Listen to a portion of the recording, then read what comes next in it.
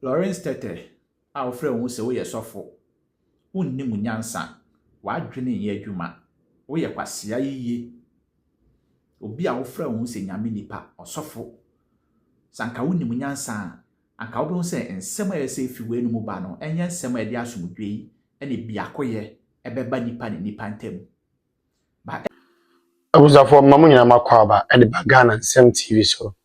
But more so be like video no be subscribe to the channel no what turn on notifications so next time videos of this nature ba also sabi to makabi aso watch the wadwe or comment section dey my na obi catches of panyi Lawrence Tete say ni David obi catches of panyi Lawrence Tete any other public or like public figures omotena asema Yera John Dramani Mahama e de say 2 and 6 adane omo 9 no won ka chom say Ghana for say omo no mo nwe it is ana de Yera Lawrence Tete ye sana de na some personalities with names no omo wodi kakra ne ade no sana de omo ye nyina na out of agenda and this for ahye it no mo yesa said them bu Yera Lawrence Tete pa say sa pa David one for bu one moment man keep bu amana kra David so unacceptable na nyame nipa de ka o ka nyame adwen chiri nipa o ka nyame adwen e kire won sorema o kire won sorema na Christ kwan na fe de na esi wo se chejama sente matu pan nei afede wo na obeda ne party foot soldier ana wo set pace na wo set agenda e de ma party for and Yera John Dramani Mahama bo wa appointment papa bi ana wo de mi so bo wa appointment say Yera Lawrence Tete one appointment e na wo ye adwuma ni ngo si an dudu ko ba ho ma chi ko gi pa Yera di pa ne say Emia ti abusha me ko video ma ye chichiri on mind ya ma mo se mu metina so what master di say papa we Lawrence Tete and didn't come back out for the past 1 month in here and no kotena despite station so can say insult is nonsense say we be a radio station e wo Accra no akatwi wo we ye no na ye maame no ye Lindo Kulu na wa pon ni maame ni man kokon na fo kokon no eko gina o ka say ye bebo wako northern region as a punishment ade anchi na Jifa Gomashi akogina o say wo katwi ya we lazy ye mpese ebesua kasa foforo omo kasa na ye papa ben obi asu na me say Jifa Gomazi kwase busa ye tie kurom na wo free aflawo what why yen e we ye kuruma yenka ukuruma aflawo kasa no yenka ukuruma igbe no Jifa Gomashi wo ye kwase aba papa wo ye chimifo twifo na wo se ma yenka twi no twifo na wo mpaya asem no ye wo ye record of voter region ye wo ye record of aflawo ho no apoa Jifa Gomashi senke ya anya Ghana yie ene ya anya voter region ya Lawrence Tete, our friend who say we are suffer. Wunni mu nyansa, wadwene ye adwuma. Wo ye kwasia yiye. Obi a wo friend who say nyame nipa osofo. Sanka wunni mu nyansa, anka wo be say ensem a yese fiwe no mu ba no, enye ensem a de asomdwe yi, ene biakoye ebeba nipa ne nipa ntem. Ba enye ensem a de mpapa mu, ene ano babai ebeba. Be say we jimi a wo ye kwasia enti no.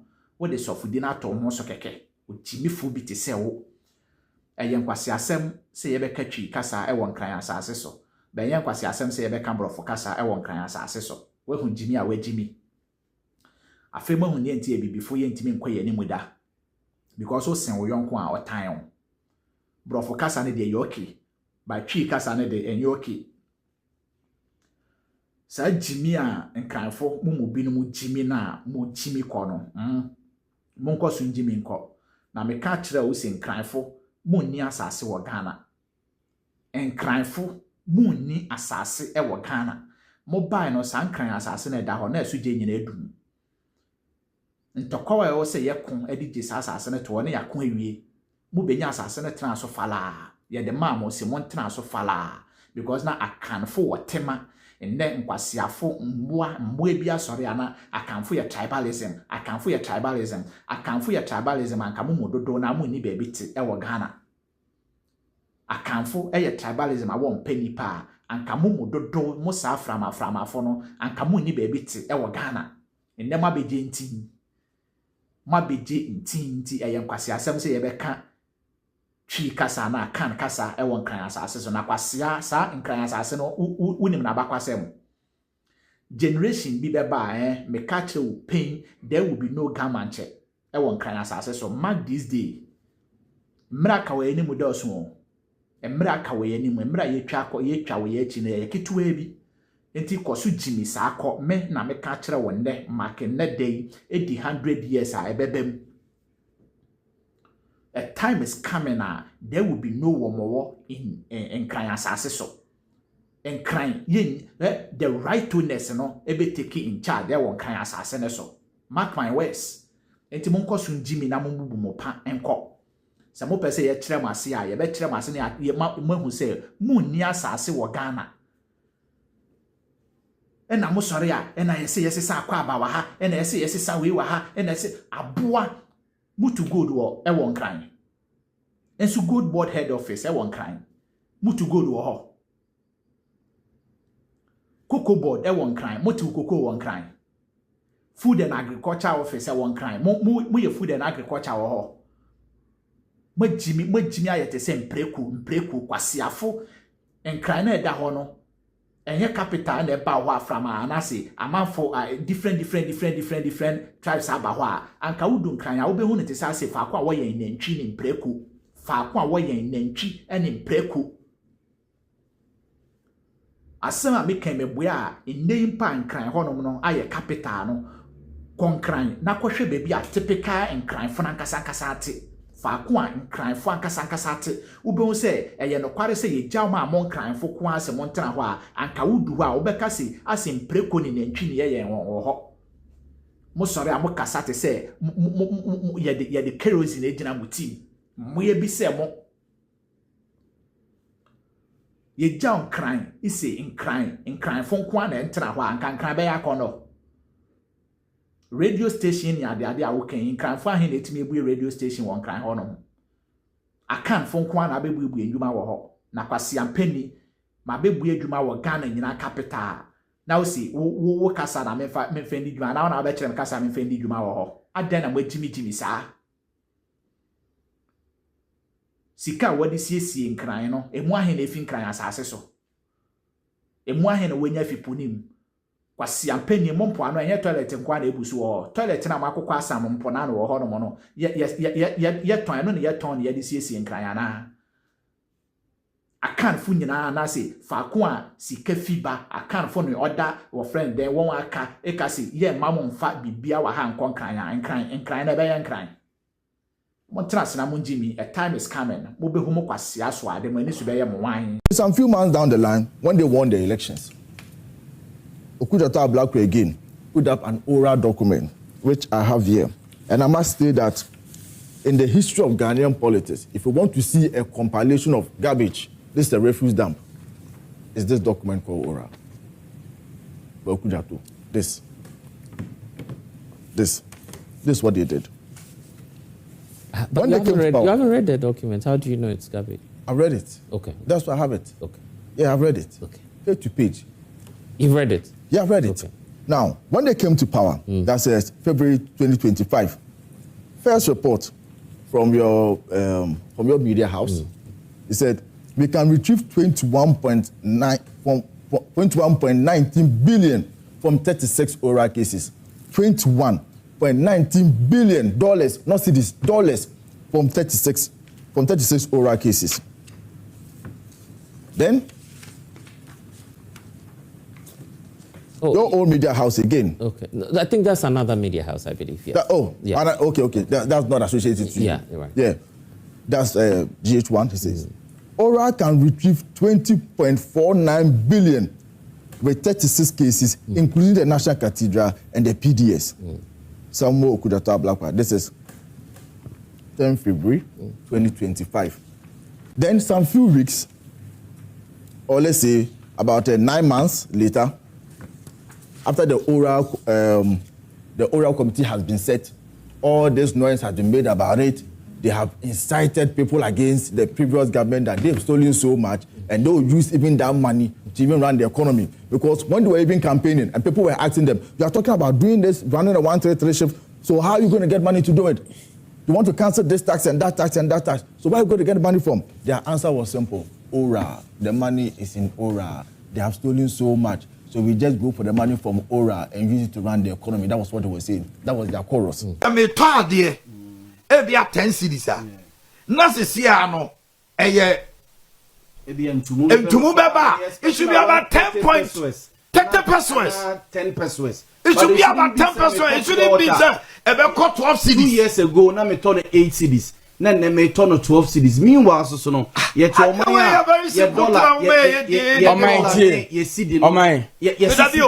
am basing on the analogy. Say the rate at which Niema increasing. Say me call 2024, 23%. And you know, if a Niema be increase, it's increasing at 23%. Which means say a bona also be count. I say a content term. I could tell you, Niema, you did general so me de to Niema money na bafom. What is the basic basic thing? Say I was idea where you tum petrol, you the lorry fare at what me boaconta. Say the lorry fare to him. When you promise Niema no, you know. So quack of Fadia quack of Guni shop or the Gukem. Car now the goom no car ni to petrol. It was to petrol ni to petrol mo or better lorry fame. And then yen to petrol yen a Socrates. That's right. It is a me top pure water. Me top pure water 8 cities 2 years ago and now a year ago. Necessary time now not a inflation why your top petrol 14 cities a liter and then petrol nam ebia 13 and 12 now inflation nam 23% not dollar nam 15 cities any other day na me to no crano na me to pure water a bag about 8 cities na say nyame ya dom dollar na free 14 cities about 15 cities about 11 petrol no ate about 2 cities a free. Yes, inflation no at by 20% point. Let's still here 2 pure water anymore 12 cities here. What is the basis of money to Saudi Emanum? Still not PURC4 ebe catch say ECG and Ghana Water Company Limited say yanto water bill mo yanto light bill mo. What is the basis? Mujina so and they increase light bill and water bill because ECG nene Ghana Water Company Limited at the dollar. Any inflation rate, any policy rate, interest rate, no mudi jinaso. Anyone say your money in our form. It is also for to start this question. Well, Musana out of ignorance. Yes, that's why I want to say legitimate question. Not ask out of ignorance. Me patcho man kasa he ask out of me say he needs to be educated. Me say I didn't use the word ignorance. Say ignorance. Me say man kasa me tell on my dear me can say me say my men are some na papa na some na account. That's what both people have been saying. And it's up to the government to explain things to them. Your word was ignorance. They are speaking out of ignorance. That was your word. On my ignorance, I mean, okay, so me, me can say, asamna okano, interest and yamabo and kosru. But the Jawakan wanted or my panic can say. Was it a pretty was it a penny was it pure water a costro and I mean say inflation above for ma and can the rate at which things will be increase the penifona minimum woman a pen say I catch and say and can be cost like a Caribbean it has also done a train inflation and Caribbean yet 3 cities in the Quebec count son or more can say the rate at which things will be increasing a better form. What you say? Inflation. Oh my, Mrs. Sana, Yahweh, me, oh my, me, and I told Amanda Maker, say, I buying, say, what the inflation about this number, and now you say a base rate, a 16, advance of the above 14, me boy. Me come catch say, a baby, or maybe operating under single digit piano, or more base rate so, a cost single digit, me boy.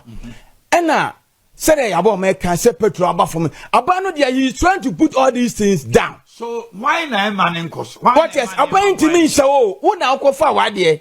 What you say? And I know someone here can say Pulican AI aba